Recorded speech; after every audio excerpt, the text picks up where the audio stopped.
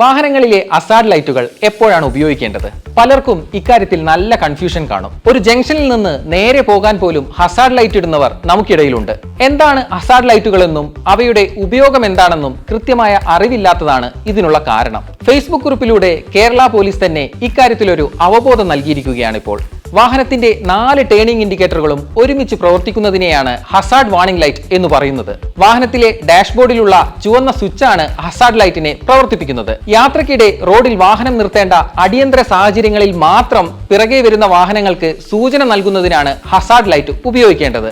റോഡുകളിലെ line മാറ്റത്തിനും വശങ്ങളിലേക്ക് തിരിക്കാനും Hazard light ഉപയോഗിക്കുന്നത് പിന്നിൽ വരുന്ന മറ്റു ഡ്രൈവർമാർക്ക് ആശയക്കുഴപ്പമുണ്ടാക്കും. ഇടത്തോട്ട് തിരിക്കാൻ ഇടത്തോട്ടുള്ള ഇൻഡിക്കേറ്ററും വലത്തോട്ട് പോകാൻ വലത്തോട്ടുള്ള ഇൻഡിക്കേറ്ററും ഇടാമെങ്കിൽ പിന്നെ നേരെ പോകാൻ രണ്ടും കൂടി ഒന്നിച്ചിട്ടാൽ പോരെ എന്ന ചിന്തയും വേണ്ട.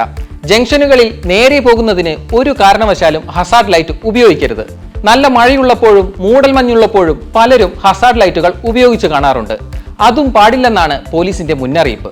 വാഹനം നിർത്തേണ്ട അടിയന്തര സാഹചര്യങ്ങൾക്ക് പുറമെ മറ്റൊരു വാഹനത്തെ കെട്ടിവലിച്ചു കൊണ്ടുപോകുന്ന വാഹനങ്ങൾക്കും ഹസാർഡ് ലൈറ്റ് പ്രവർത്തിപ്പിക്കാം. അതല്ലാതെ മോട്ടോർ വാഹന നിയമപ്രകാരം വാഹനം ഓടിക്കുമ്പോൾ ഒരിക്കലും ഹസാർഡ് ലൈറ്റ് പ്രവർത്തിപ്പിക്കരുത്.